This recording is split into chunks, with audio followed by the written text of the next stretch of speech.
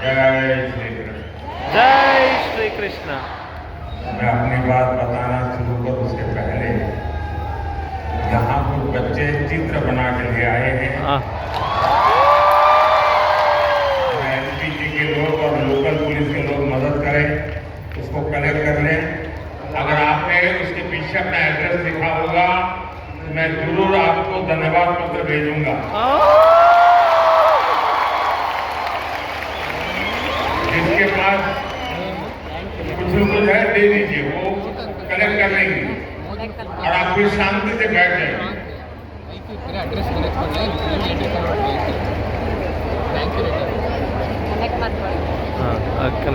ये बच्चे इतनी मेहनत करते हैं और कभी कभी मैं उनके साथ कभी अन्याय कर देता हूँ तो दुख होता है मुझे।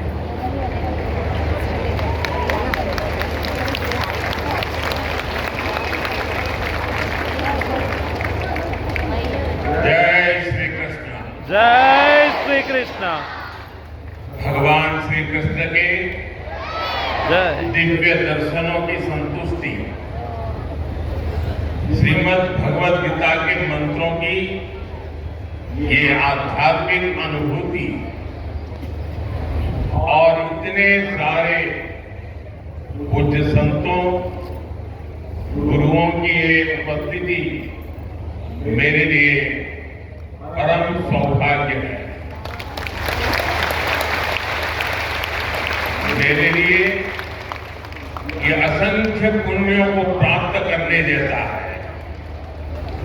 और जो मुझे सम्मान दिया गया, मेरे लिए जो भाव प्रकट किए गए,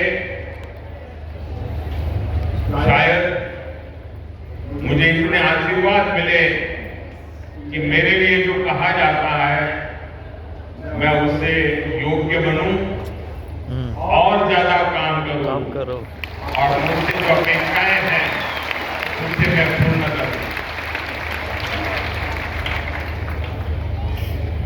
भाइयों बहनों, अभी 3 दिन पहले ही मैं गीता की गरीब धरती कुरुक्षेत्र में था। अब आज भगवान श्री कृष्ण के आशीर्वाद और जगत गुरु श्री मध्वाचार्य जी के यश की इस भूमि पर आना मेरे लिए परम संतोष का अवसर है।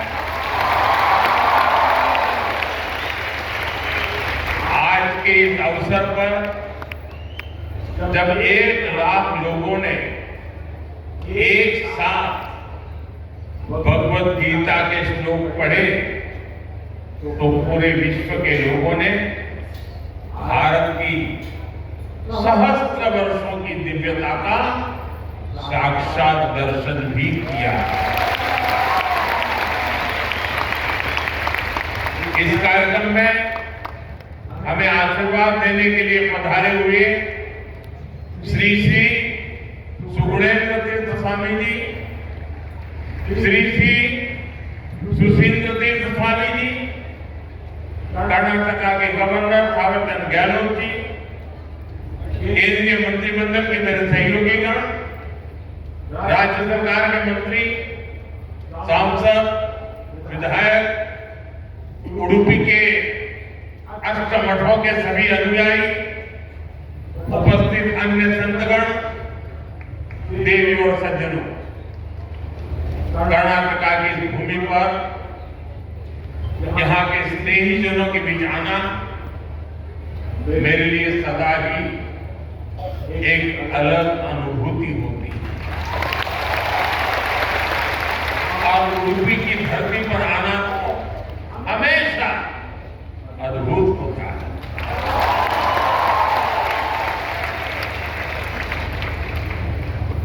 मेरा जन्म गुजरात में हुआ और गुजरात और उडुपी के बीच एक गहरा और विशेष संबंध रहा है।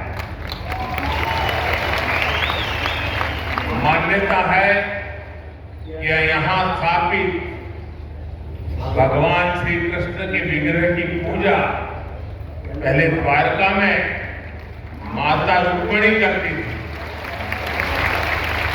बाद में जगत गुरु श्री मध्वाचार्य जी ने इस प्रतिमा को यहाँ पर स्थापित किया। और आप तो जानते हैं, अभी पिछले ही वर्ष मैं समुद्र के भीतर द्वारका जी का दर्शन करने गया था, वहां से भी आशीर्वाद दिया है। आप खुद समझ सकते हैं कि मुझे इस प्रतिमा के दर्शन करके क्या अनुभूति हुई होगी। इस दर्शन ने मुझे एक आत्मीय आध्यात्मिक आनंद दिया है। उडुपी आना मेरे लिए एक और वजह से विशेष होता है। उडुपी जनसंघ और भारतीय जनता पार्टी के शासन की मॉडल की कर्मभूमि रही है। 1968 में उडुपी के लोगों ने जनसंघ के हमारे बीएस आचार्य जी को यहाँ की नगरपालिका परिषद में विजयी बनाया और उसके साथ ही उडुपी ने एक नए गवर्नेंस मॉडल की नींव भी रखी थी। आज हम स्वच्छता के जिस अभियान को राष्ट्रीय रूप देख रहे हैं, उसे उडुपी ने 5 दशक पहले अपनाया था।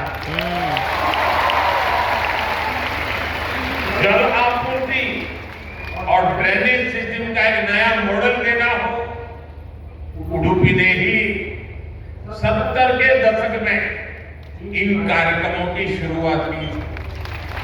आज ये अभियान देश के राष्ट्रीय विकास का राष्ट्रीय प्राथमिकता का हिस्सा बनकर हमारा मार्गदर्शन कर रहा है। साथियों, रामचरितमानस में लिखा है,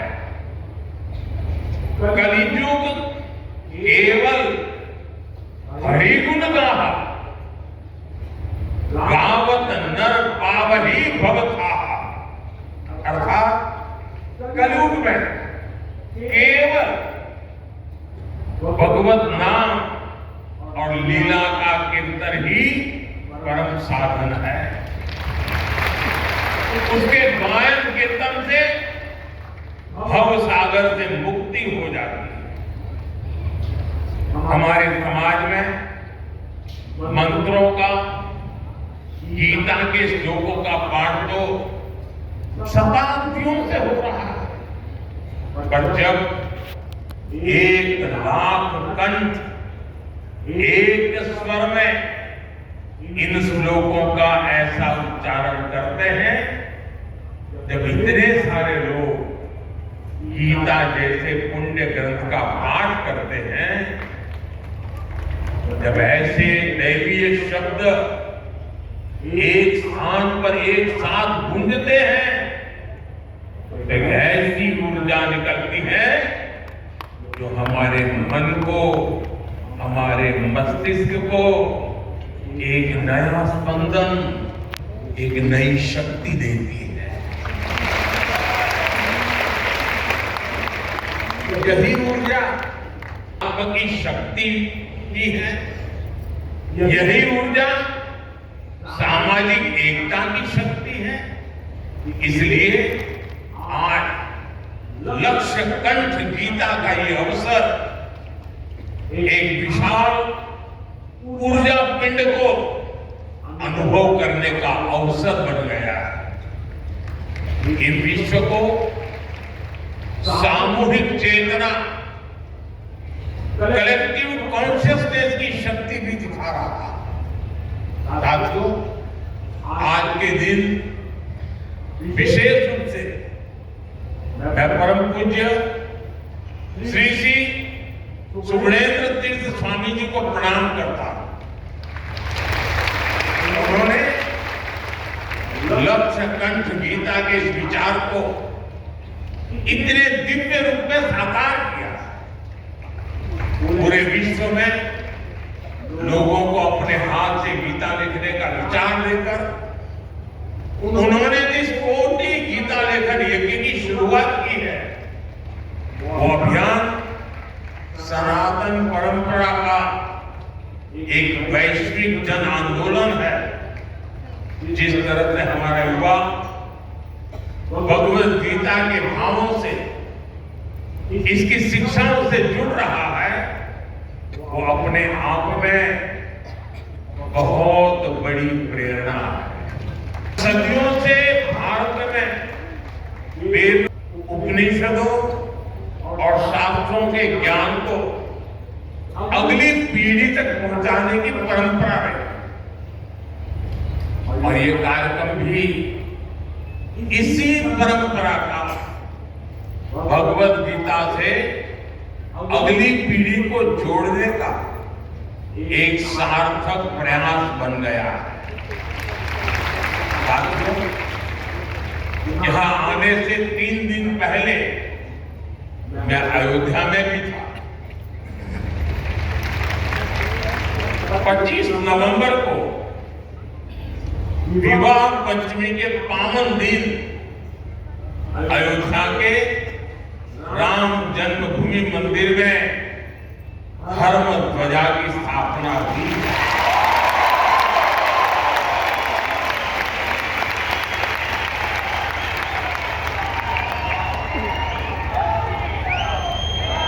अयोध्या से उडुपी तक असंख्य राम भक्त इस दिव्यतम और भव्यतम उत्सव के साक्षी बने। राम मंदिर आंदोलन में उडुपी की भूमिका कितनी बड़ी है, सारा देश इसे जानता है। परम पूज्य स्वर्गीय विश्वेश्वरैया स्वामी जी ने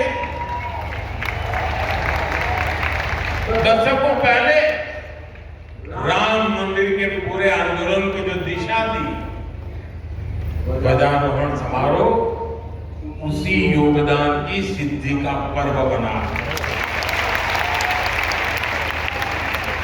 उडुपी के लिए राम मंदिर का निर्माण एक और कारण से विशेष है। नए मंदिर में जगत गुरु मध्वाचार्य जी के नाम पर एक विशाल द्वार भी बनाया गया। भगवान राम के अनन्य भक्त जगत गुरु मध्वाचार्य जी ने लिखा था, रामाय शाश्वत सुविस्तृत षड्गुणाय सर्वेश्वराय बलवीर्य महारणाय, अर्थात भगवान श्री राम 6 दिव्य गुणों से विभूषित सर्वेश्वर और अपार शक्ति साहस के सागर है। और इसलिए राम मंदिर परिसर का एक द्वार उनके नाम पर होना उडुपी, कर्नाटका और पूरे देश के लोगों के लिए बहुत गौरव की बात है। साथियों, जगत गुरु श्री मध्वाचार्य जी भारत के द्वैत दर्शन के प्रणेता और वेदांत के प्रकाश स्तंभ है। उनके द्वारा बनाई गई उडुपी के अष्टमठों की व्यवस्था, संस्थाओं और नव परंपराओं के निर्माण का मूर्त उदाहरण है। यहाँ भगवान श्री कृष्ण की भक्ति है, वेदांत का ज्ञान है और हजारों लोगों की अन्न सेवा का संकल्प है। एक तरह से स्थान ज्ञान, भक्ति और सेवा का संगम तीर्थ है। साथियों, जिस काल में जगत गुरु मध्वाचार्य का जन्म हुआ, उस काल में भारत बहुत सी आंतरिक और बाहर की चुनौतियों से जूझ रहा। उस काल में उन्होंने भक्ति का वो मार्ग दिखाया जिससे समाज का हर वर्ग, हर मान्यता जुड़ सकते हैं। और इसी मार्गदर्शन के कारण आज कई शताब्दियों के बाद भी उनके द्वारा स्थापित मठ प्रतिदिन लाखों लोगों की सेवा का कार्य कर रहे हैं। उनकी प्रेरणा के कारण वैदिक परंपरा में ऐसी कई विभूतियां जन्मी हैं जिन्होंने सदा धर्म, सेवा और समाज निर्माण का काम आगे बढ़ाया। और जन सेवा की शाश्वत परंपरा ही उडुपी की सबसे बड़ी धरोहर है। साथियों, जगत गुरु मध्वाचार्य की परंपरा ने ही हरिदास परंपरा को ऊर्जा दी। पुरंदरदास, कनकदास जैसे महापुरुषों ने भक्ति को सरल और सुगम कन्नड़ा भाषा में जन जन तक पहुंचाया। उनकी ये रचनाएं हर मन तक, गरीब से गरीब वर्ग तक पहुंची और उन्हें धर्म से, सनातन विचारों से जोड़ा। ये रचनाएं आज की पीढ़ी में भी वैसी की वैसी ही है। आज भी हमारे नौजवान सोशल मीडिया की रील्स में श्री पुरंदरदास द्वारा रचित चंद्रचूड़ शिव शंकर पार्वती सुनकर एक अलग भाव में पहुंच जाते हैं।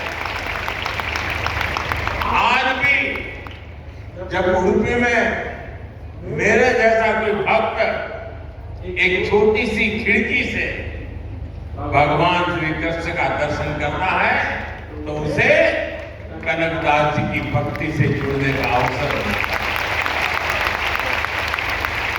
और मैं तो बहुत सौभाग्यशाली हूं, मुझे इसके पहले भी ये सौभाग्य प्राप्त होता रहा है। कनकदास जी को नमन करने का सौभाग्य मिला है। साथियों, भगवान श्री कृष्ण के उपदेश, उनकी शिक्षा हर युग में व्यवहारिक है। गीता के शब्द सिर्फ व्यक्ति ही नहीं, राष्ट्र की नीति को भी दिशा देते हैं। भगवत गीता में श्री कृष्ण ने सर्वभूत हिते रताः ये बात कही है। गीता में ही कहा गया है, लोक संग्रहम एवापि संपश्यन् कर्तुम् अर्हसि। इन दोनों ही श्लोकों का अर्थ यही है कि हम लोक कल्याण के लिए काम करें। अपने पूरे जीवन में जगत गुरु मध्वाचार्य जी ने इन्हीं भावों को लेकर भारत की एकता को सशक्त किया। साथियों, आज सबका साथ, सबका विकास, सर्वजन हिताय सर्वजन सुखाय, ये हमारी नीतियों के पीछे भी भगवान श्री कृष्ण के इन्हीं श्लोकों की प्रेरणा है। भगवान श्री कृष्ण हमें गरीबों की सहायता का मंत्र देते हैं और इसी मंत्र की प्रेरणा आयुष्मान भारत और पीएम आवास जैसी स्कीम का आधार बन जाती है। भगवान श्री कृष्ण हमें नारी सुरक्षा, नारी सशक्तिकरण का ज्ञान सिखाते हैं और उसी ज्ञान की प्रेरणा से देश नारी शक्ति मंदन अधिनियम का ऐतिहासिक निर्णय करता है। श्री कृष्ण हमें सबके कल्याण की बात सिखाते हैं और यही बात वैक्सीन मंत्री मैत्री, सोलर अलायंस और वसुधैव कुटुंबकम की हमारी नीतियों का आधार बनती है। साथियों, श्री कृष्ण ने गीता का संदेश युद्ध की भूमि पर दिया था। और भगवत गीता हमें ये सिखाती है कि शांति और सत्य की स्थापना के लिए अत्याचारियों का अंत भी आवश्यक है।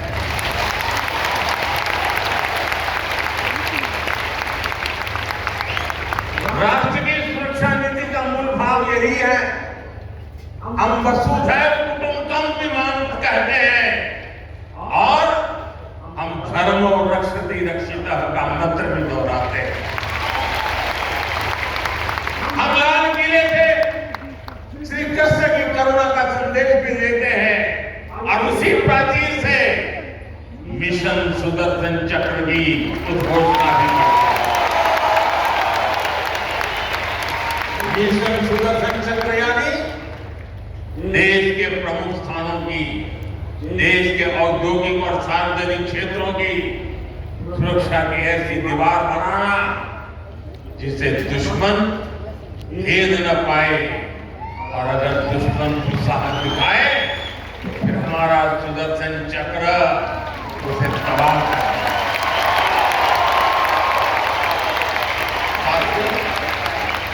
ऑपरेशन सिंदूर की कार्रवाई में भी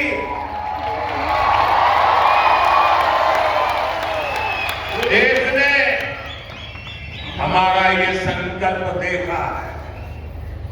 पहलगाम के आतंकी हमले में कई देशवासियों ने अपना जीवन गंवाया।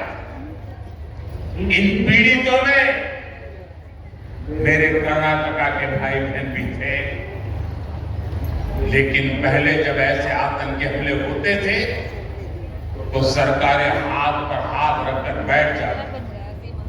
लेकिन ये नया भारत है, ये न किसी के आगे झुकता है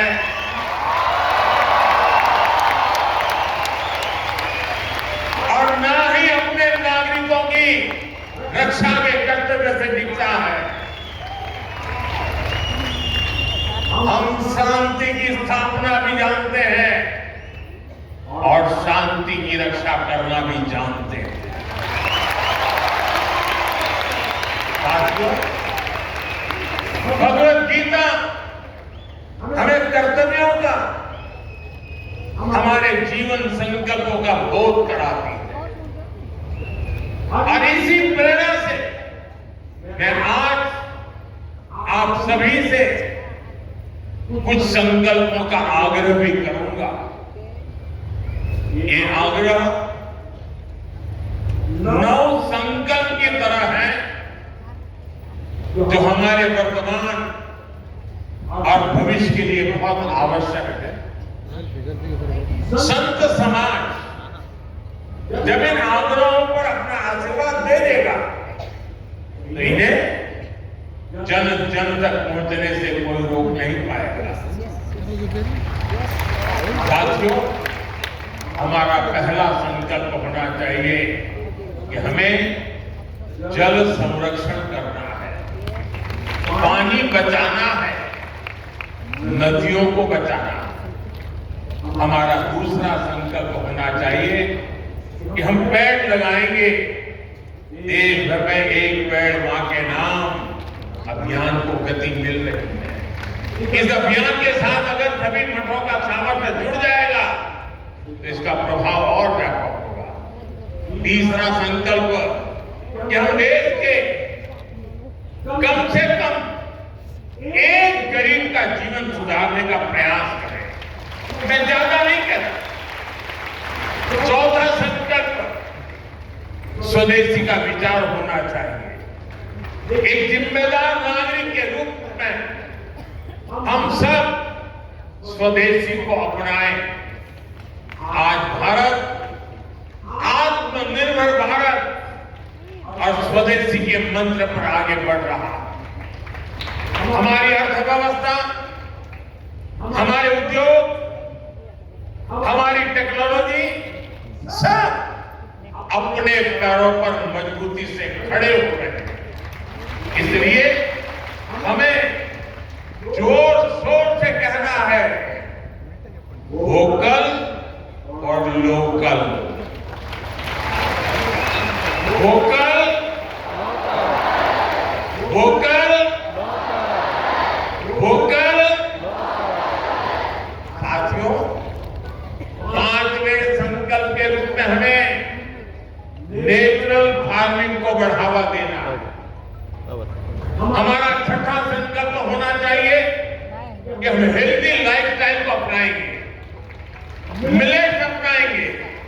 और खाने में तेल की मात्रा कम करेंगे। हमारा 7वां संकल्प ये हो कि हम योग को अपनाएं, इसे जीवन का हिस्सा बनाएं। 8वां संकल्प मैन्युस्क्रिप्ट्स, पांडुलिपियों के संरक्षण में सहयोग करें। हमारे देश का बहुत सा पुरातन ज्ञान पांडुलिपियों में छुपा हुआ है। इस ज्ञान को संरक्षित करने के लिए केंद्र सरकार ज्ञान भारतम मिशन पर काम कर रही है। आपका सहयोग इस अमूल्य धरोहर को बचाने में मदद करेगा। साथियों, आप 9वां संकल्प लें कि हम कम से कम देश के 25 ऐसे स्थानों का दर्शन करेंगे जो हमारी विरासत से जुड़े हैं। जैसे मैं आपको कुछ सुझाव देता हूं, 3-4 दिन पहले कुरुक्षेत्र में महाभारत अनुभव केंद्र की शुरुआत हुई है। मेरा आग्रह है कि आप इस केंद्र में जाकर भगवान श्री कृष्ण का जीवन दर्शन देखें। गुजरात में हर साल भगवान श्री कृष्ण और मां रुक्मिणी के विवाह को समर्पित माधवपुर मेला भी लगता है। देश के कोने कोने से और खास करके नॉर्थ ईस्ट से बहुत से लोग इस मेले में खासतौर पर पहुंचते हैं।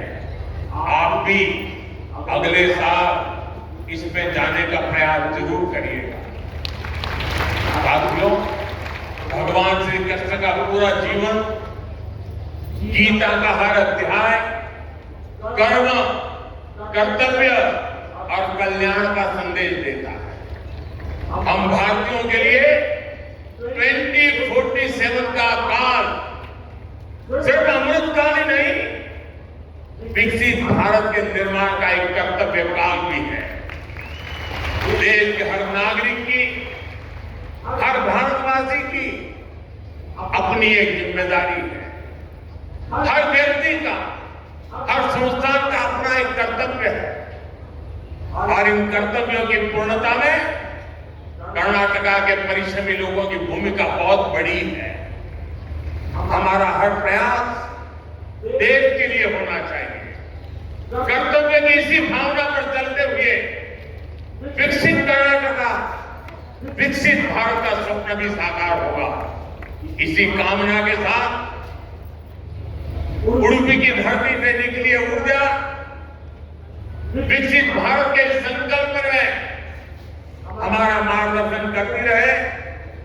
एक बार फिर इस पवित्र आयोजन से जुड़े हर सहभागी को मेरी ढेर सारी शुभकामनाएं और सबको जय श्री कृष्ण, जय श्री कृष्ण, जय श्री कृष्ण, जय श्री कृष्ण, जय श्री कृष्ण, जय श्री कृष्ण।